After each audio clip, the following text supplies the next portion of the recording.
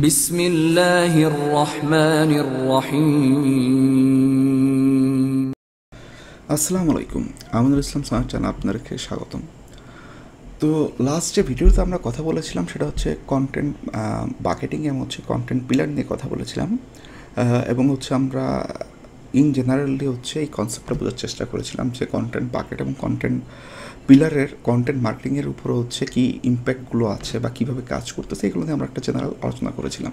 তো আজকে আমরা যেটা আলোচনা করব যে কন্টেন্ট বাকেটের স্ট্র্যাটেজি নিয়ে হচ্ছে আলোচনা করবো। আমাদের 7 কন্টেন্ট বাকেট স্ট্র্যাটেজি নিয়ে হচ্ছে আমরা একটু অ্যানালাইসিস করবো বা আলোচনা করবো, যাতে করে এগুলোকে ইমপ্লিমেন্ট করে আমরা হচ্ছে একটা বেটার ট্রাফিক জেনারেট করতে পারি বা আমাদের কন্টেন্টগুলোকে বেটার হতে মার্কেটিং করতে পারি বা কন্টেন্টগুলোকে র্যাঙ্কিং করতে পারি।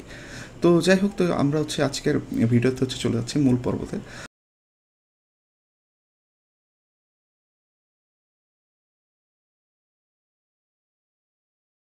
তো আজকে আমরা যেহেতু হচ্ছে কন্টেন্ট বাকেট স্ট্র্যাটেজি নিয়ে আলোচনা করবো এবং 7টা পয়েন্ট নেওয়ার জন্য প্রথম যে পয়েন্টটা হচ্ছে আমাদের আসতেছে সেটা কি, আমাদের যে অডিয়েন্স আছে সেই অডিয়েন্সকে ডিফাইন করা। তো আমরা কীভাবে ডিফাইন করব?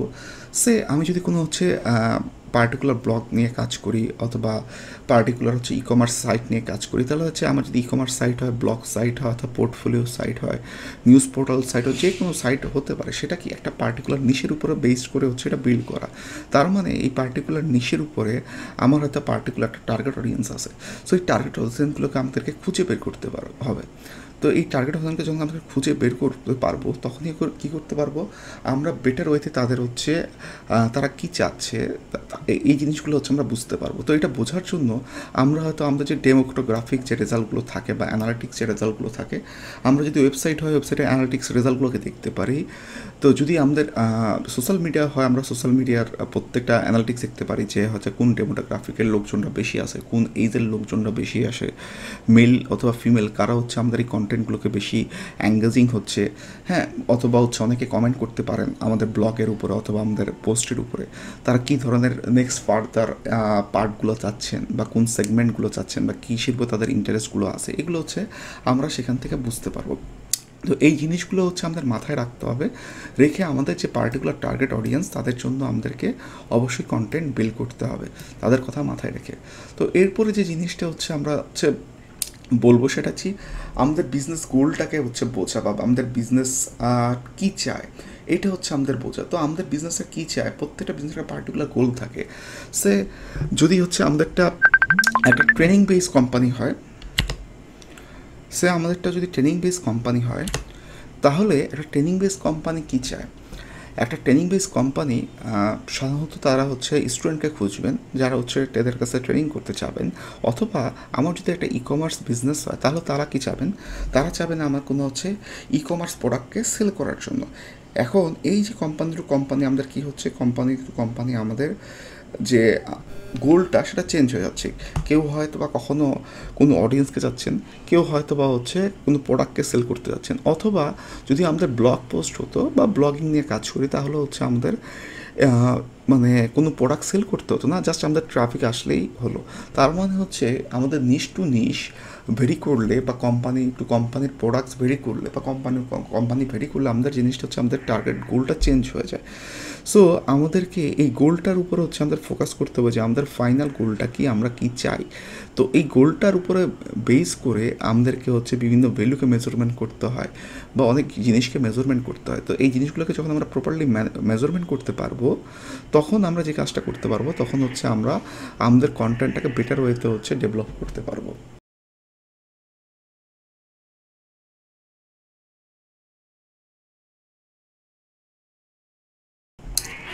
তো এরপরে যদি আমরা হচ্ছে দেখি সেটা কি, আমাদেরকে প্রিভিয়াস আমরা দুটো যে পয়েন্ট আলোচনা করে ফেলেছি, এরপরে যে জিনিসটা আমরা হচ্ছে একটু বলবো সেটা কি, আমাদের ব্রেন স্টর্মিং আইডিয়ার কথা বলবো। তো এই ব্রেন স্টর্মিং আইডিয়ার কথা কেন বলবো?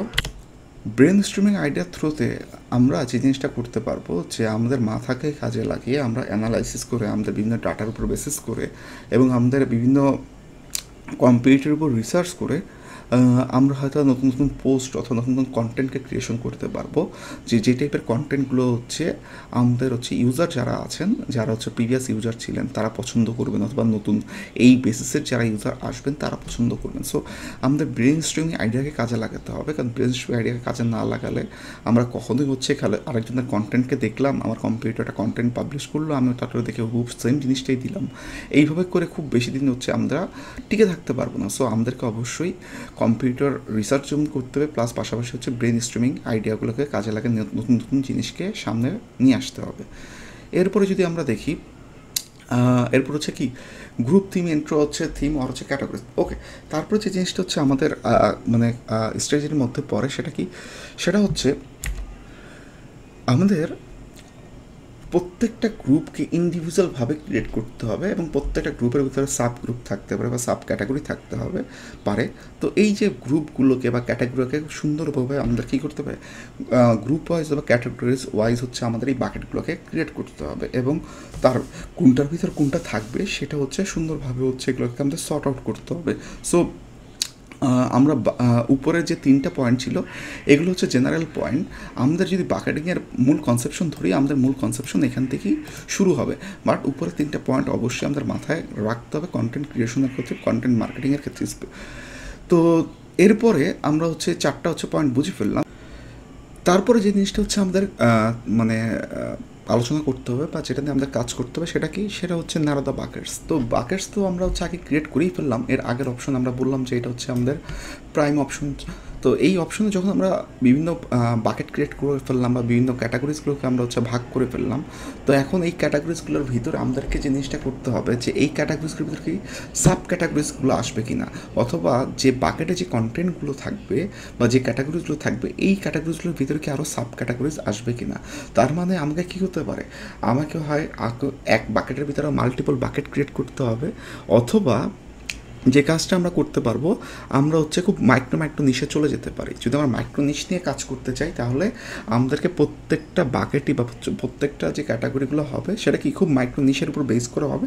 আর না হয় আমাদেরকে যে কাজটা করতে হবে কোনো হচ্ছে একটা হচ্ছে কন্টেন্ট পিলারের মাঝখানে, সেখানে হচ্ছে আমাকে হয়তো বা মাল্টিপল হচ্ছে বাকেট ক্রিয়েট করতে হবে। সে যদি আমাদের এরকম হতো যে আমরা শুধু হচ্ছে এসইও নিয়ে কাজ না করে আমরা যদি মাইক্রো নিশের কথা চিন্তা করতাম তাহলে কি করতে পারতাম, সে আমরা বলেছিলাম যে এসইওর ক্ষেত্রে যদি হতো, এসইওর ক্ষেত্রে আমরা যেমন অন পেজ অফ পেজ এগুলো আসতো, এগুলো কী হতো আমার এক কন্টেন্ট পিলারের মধ্যে অন পেজ অফ পেজ, ঠিক আছে, লোকাল এসইও, এগুলো হচ্ছে আমাদের কী হতো কন্টেন্ট বাকেট হতো। কিন্তু আমি যদি এবার সে কথার কথা আমরা লোকাল এসইওর যদি একটু সেগমেন্টেশন করতে চাই তাহলে আমরা কী পাবো, লোকাল এসইওকে আমরা যদি সেগমেন্টেশন করি বা মাইক্রো নিশের কথা যদি চিন্তা করি তাহলে লোকাল এসইওর ভিতর কী কী থাকতে পারে, লোকাল এসইওর ভিতরে জিএমবি থাকতে পারে, অথবা যে কোনো হচ্ছে যে সার্চ ইঞ্জিনের ভিতরে যে সমস্ত হচ্ছে ম্যাপে লিস্টিং করার মতো যে সমস্ত সার্চ ইঞ্জিনগুলোতে অপশন আছে, যেমন গুগলের ক্ষেত্রে জিএমবি, তার বিংয়ের ক্ষেত্রে হচ্ছে মাই প্লেস নামে হচ্ছে যে জিনিসটা আছে, সেটাতে আমরা কী করতে পারি আমাদের বিজনেসগুলোকে লিস্টিং করতে পারি। সো এইভাবে যেগুলো হচ্ছে আমাদের ম্যাপ ওয়াইজ যে লিস্টিং সেগুলো, এইটা একটা বাকেট হতে পারে। এটা নিয়ে আমরা যদি কোনো কন্টেন্ট লিখতে চাই, ওকে ডান।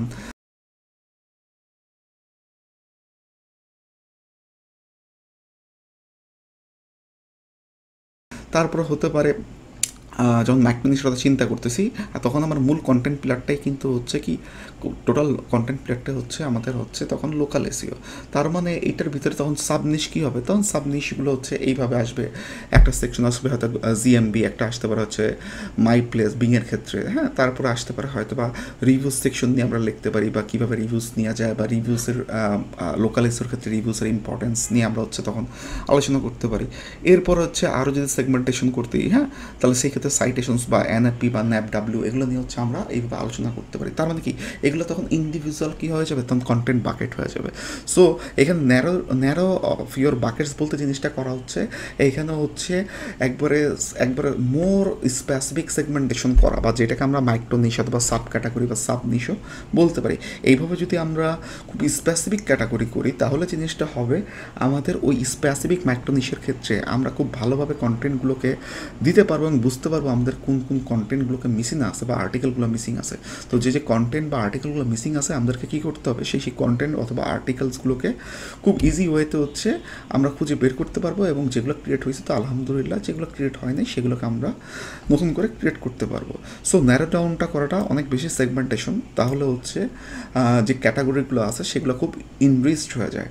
এটা হচ্ছে আমাদের মূল ফোকাস। তো এরপরে যদি একটু আমরা আসি, তারপর কী আছে, তো এরপরে যারা আছে 6 নম্বর আমাদের পয়েন্টে ক্রিয়েট এ কন্টেন্ট ক্যালেন্ডার। তো এই কন্টেন্ট ক্যালেন্ডারটা কেন আমাদের ক্রিয়েট করতে হয় দেখেন, তো আমরা কবে কোন কন্টেন্টটা পাবলিশ করব, তো এইটা হচ্ছে একটা জিনিস। তো আমাদের কাছে যদি কন্টেন্ট পাবলিশ করার মতো আগের থেকেই না থাকে, যেমন আমি এই বাকেটে আমার 10টা হয়তো কন্টেন্ট আমি দিব, হয়তো বা আমি চাচ্ছি না যে আমি আজকে বলতেছি না যে আজকেই দিতে হবে, হয়তো আমি এই সপ্তাহে একটা করে কন্টেন্ট পাবলিশ করি, ওকে ডান, তাহলে আমি 10 সপ্তাহে 10টা কন্টেন্ট পাবলিশ করব। অথবা আমি সপ্তাহে 2টো করে করি, তার মানে নেক্সট 5 উইক্সের মধ্যে আমি অবশ্যই 10টা কন্টেন্ট পাবলিশ করব। যখন আমাদের ক্যালেন্ডার থাকবে তখন কাজের একটা ফ্লো থাকে, আমাদের ফ্লোটাকে কন্ট্রোল করা যায়। এটা হচ্ছে সবচেয়ে বড় জিনিস। যখনই আমাদের হচ্ছে আমরা ক্যালেন্ডারটা ক্রিয়েট করব তখন আমাদের একটা কাজের ফ্লো থাকবে যে আমরা এই ফ্লোটাকে কন্ট্রোল করতে পারবো। সো যখন আমরা ফ্লোটাকে কন্ট্রোল করতে পারবো তখন যে জিনিসটা হবে যে আমরা যে টপিকস ওয়াইজ আমাদের কী হবে, আগের থেকে হচ্ছে আমাদের টপিকস ওয়াইজ হয়তো বা হেডলাইনগুলোকে বা কোন কোন টপিক্স অথবা আর্টিকেলসগুলোকে লিখবো সেটা আগের থেকে শর্ট আউট থাকবে, টাইমিং নির্ধারণ করা থাকবে, হয়তো বা আমি লিখি অথবা আরেকজনকে দিয়ে সেই কন্টেন্টটা লেখাই। তার মানে কি সেগুলোর জন্য একটা সময়, টাইম সব কিছু ম্যানেজমেন্ট করা থাকবে। সো যখন আমরা কন্টেন্ট ক্যালেন্ডার বা এইটাকে মেনটেন করা শুরু করব তখন হচ্ছে টাইম ওয়াইজ অথবা আমাদের কী হবে, কন্টেন্টগুলোকে পাবলিশ আমরা করতে পারবো বা পাবলিশ হয়ে যাবে। তার মানে টোটাল কন্টেন্টের একটা ম্যানেজমেন্ট হবে। তো এটা যখন ম্যানেজমেন্ট হবে তখন একটা কন্টেন্টের ফ্লো থাকবে। তো গুগলের অ্যালগোরিদম অনুসারে গুগল একটা জিনিস দেখতে চায় যে আপনি ধরেন প্রতি সপ্তাহে হয়তো একটা করে কন্টেন্ট দিতেন, আপনি প্রত্যেক সপ্তাহে একটা করে দিচ্ছেন কি না। যদি এরকম হয় যে আপনি হচ্ছে হঠাৎ করে কোনো খোঁজ খবর নাই, ঠিক আছে, মানে 1-2 মাস কোনো কাজ টাজ করেন নাই, হঠাৎ করে 2 মাস পরে আসলেন, এসে একসাথে 8-10টা কন্টেন্ট দিয়ে দিলেন, না, গুগল এই যে ইনকনসিস্টেন্সি এটাকে গুগল কখনোই পছন্দ করে না।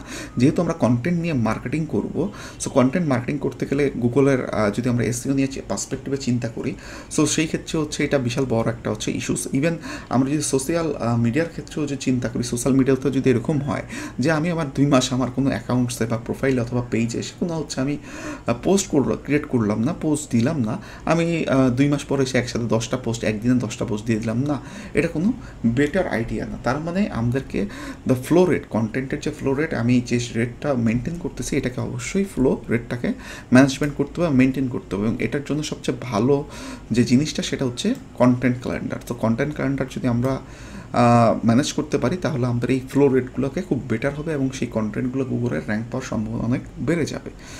তো এরপরে সবার যে লাস্ট পয়েন্টটা আমাদের জন্য আছে,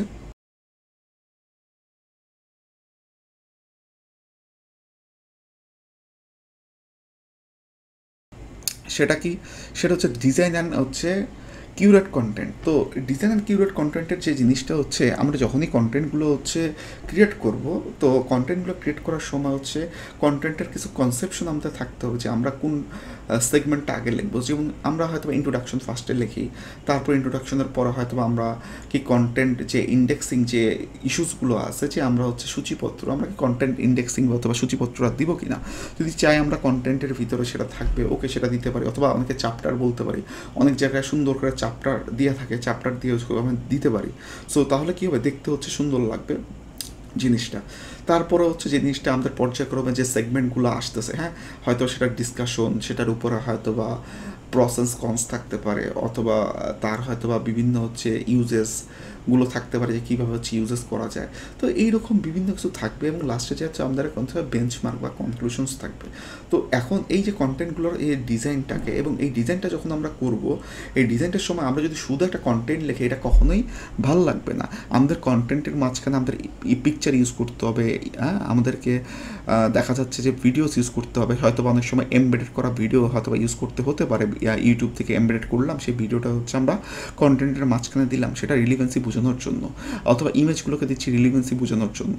তারপর ইনফোগ্রাফিক বেস ইমেজগুলোকে হতে পারে যেটাকার থ্রুতে আমরা বোঝাতে পারি যে না, এটা হচ্ছে খুব সুন্দর হচ্ছে একটা কন্টেন্ট বা এটা হচ্ছে মানুষ যাতে পড়তে চায়, কারণ একটা 2000-5000 ওয়ার্ডের একটা কন্টেন্ট একটা মানুষ যখন পড়তে যাবে, একটা 2000 ওয়ার্ডের কন্টেন্ট মানুষ 10 মিনিট 15 মিনিট ধরে সময় নিয়ে পড়বে না, মানুষের এত সময় নাই। কারণ মানুষ যদি পড়তে চেয়ে যদি হচ্ছে তার আগ্রহ না জন্মায় তাহলে কখনোই তার ভালো লাগবে না। সে শুধু যদি আমি হচ্ছে একতরফা লিখে যে কোনো কন্টেন্টের না কোনো ছবি আছে না কোনো ইমেজ আছে কিছুই নাই, সেটা কখনোই ভালো লাগবে না। সো আমাদেরকে যখনই হচ্ছে কন্টেন্টটাকে হচ্ছে কী হবে, যখন আমরা ডিজাইন করব, সো এই জিনিসগুলো হচ্ছে আমাদের মাথায় রাখতে হবে। পাশাপাশি আমরা চাইলে কন্টেন্টে আমাদের কোটেশন ইউজ করতে পারি, বিভিন্ন লোকের উদ্ধৃতি, অথবা অনেক সময় আমরা পুলস ইউজ করতে পারি কন্টেন্টসের মাঝখানে, অথবা কন্টেন্টসের মাঝখানে বিভিন্ন সময় বাটনস অথবা বিভিন্ন লিঙ্কসকে আমরা ইউজ করতে পারি, হ্যাঁ, অথবা হচ্ছে ইন্টারনাল অথবা এক্সটার্নাল লিঙ্ক বা এই টাইপের বা অ্যাফিলিয়েট লিঙ্কও আমরা চাইলে আমাদের কন্টেন্টে ইউজ করতে পারি। সেটা ডিপেন্ডস অন কন্টেন্ট স্ট্র্যাটেজির উপরে। তো এগুলো হচ্ছে আমরা ইউজ করবো, এগুলো ইউজ করলে কী হবে, কন্টেন্টটা দেখতে সুন্দর হবে। সো আমরা যদি একটু ব্যাকলিঙ্কের উপরে জানতে চাই, সো জাস্ট হোয়াট ইজ ব্যাকলিঙ্কে যদি সার্চ দেই, আমরা দেখবো হচ্ছে ব্যাকলিঙ্ক হয়তো বা মনে করেন যে ফার্স্টে চলে আসবে।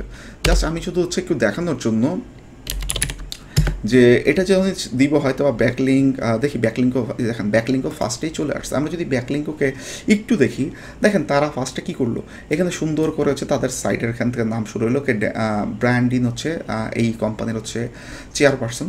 তো তিনি হচ্ছে এই কন্টেন্টটা লিখছেন, হয়তো তিনি লেখুক বা তার টিমমেটরা লেখুক, তার হয়তো ইনস্ট্রাকশন এখানে দিয়ে আছে।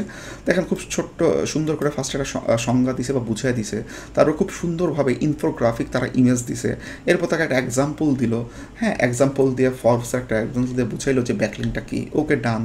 তারপর হচ্ছে তারা হয়তো বা কোনো একটা এইখানে হচ্ছে শ্যামরাসের সাথে তাদের হয়তো বা একটা অ্যাফিলিয়েশন আছে, এর যার কারণে তারা এখানে শ্যামরাসকে এখানে প্রমোট করতেছে, ওকে ডান। সেটা আলাদা হিসাব, আপনি যদি অ্যাফিলিয়েশন থাকে আপনারাও করতে পারেন, যদি অ্যাফিলিয়েশন না থাকে ওকে, আপনারা যে একটা সংজ্ঞা দিলেন যে কোনো একটা টপিক্স নিয়ে, দেখেন এই টপিক্সের ভিতরে কী কী আছে।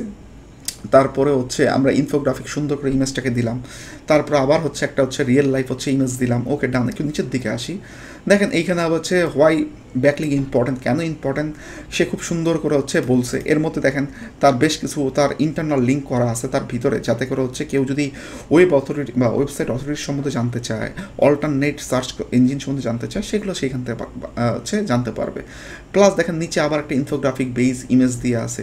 তো এইভাবে দেখেন, তারপর যদি নিচে যান পেজ র্যাঙ্ক দিয়ে হচ্ছে তারা হচ্ছে উইকিপিডিয়াকে দেখেন একটা আউটবাউন্ড লিঙ্ক তারা এখান থেকে দিচ্ছে উইকিপিডিয়াতে, যেও যদি হচ্ছে পেজ র্যাঙ্ক সম্বন্ধে ইন ডিটেলস জানতে চায় তারা হচ্ছে উইকিপিডিয়াকে হচ্ছে দিয়ে রাখছে, এবং এইখান থেকে তারা কোনো একটা রিসার্চ পেপার হচ্ছে এখানে হচ্ছে তারা দিয়ে রাখছে, হয়তো বা খুব সম্ভবত উইকিপিডিয়ার রিসার্চ পেপার বা সামথিং কোনো একটা জায়গায় রিসার্চ পেপার তারা একটা স্ক্রিনশট দিয়ে রাখছে এখানে, তার মানে আপনার স্ক্রিনশট দিতে পারেন। তারপরে দেখেন কেন ইম্পর্টেন্স, তার জন্য হচ্ছে বর্তমানে হয়তো বা ইন্টারনাল বা এক্সটার্নাল লিঙ্কের সম্বন্ধে তারা হয়তো একটা অ্যানালাইসিস ডাটা এখানে শো করতেছে।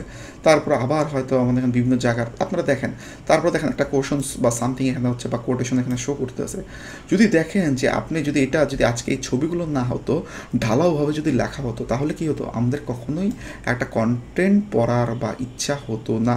তো এখানে দেখেন তাদের কন্টেন্টটা যদি উপর থেকে নিষ্পন্ত অনেক বড় বিশাল কন্টেন্ট, ঠিক আছে। সো তাহলে আপনারা এই যে যে জিনিসগুলো বললাম, এই জিনিসগুলো হচ্ছে এখানে বলা আছে, তারা এগুলোকে হচ্ছে ফোকাস করছেন, এবং এগুলোতে ফোকাস করার কারণে আপনি দেখবেন যে এই কন্টেন্টটা গুগল র্যাঙ্ক করতেছে বিয়ন্ড টপ, এখন কি টপের মধ্যেই কন্টেন্টটা র্যাঙ্ক করতেছে। সো ঢালাওভাবে কখনো লিখলে কোনো ইউজারই পছন্দ করবে না, তাকে কী করতে হবে, ইউজারকে একটা কন্টেন্ট পড়ানোর জন্য কন্টেন্টের ভিতরে যে মাল মশলা দরকার সেটাকে সুন্দরভাবে ওয়েল ডেকোরেটেড করে দিতে হবে, তাহলে সে পছন্দ করবে। এটাকেই হচ্ছে আমাদের কি কন্টেন্ট ডিজাইনের সম্বন্ধে বলতেছি।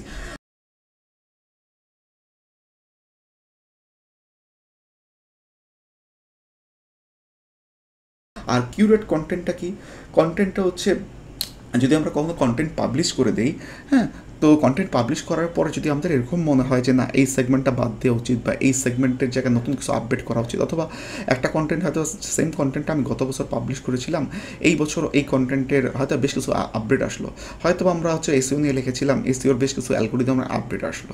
তো এই যে অ্যালগোরিদমের আপডেটগুলো আসলো, তখন কী করতে হবে আমাদেরকে, অ্যালগোরিদমের আপডেটগুলো সম্বন্ধে হচ্ছে বলতে হবে, কিছু আপডেট সম্বন্ধে জানাইতে হবে। তার মানে কি, এই যে আপডেশন করা, কিছু জিনিসকে হয়তো রিডিউস করা বাদ দেওয়া, যেগুলো হচ্ছে এখন নাই চলে গেছে, তো এগুলো নিয়ে কথা না বললে এখন চলে। সো এই যে কন্টেন্টটাকে নতুন করে রিঅপটিমাইজ করা বা আপডেশন করা, এটাই হচ্ছে কন্টেন্ট কিউরেশনস।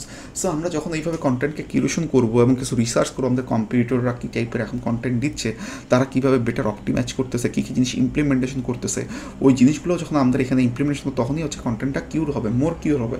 এখানে কিউর বলতে হচ্ছে কন্টেন্টটা হচ্ছে রোগাক্রান্ত না, কিন্তু এখানে কিউর বলা হচ্ছে যে জিনিসটা সেটা হচ্ছে এই কন্টেন্ট আপডেশনটাই হচ্ছে মূলত এখানে বোঝানো।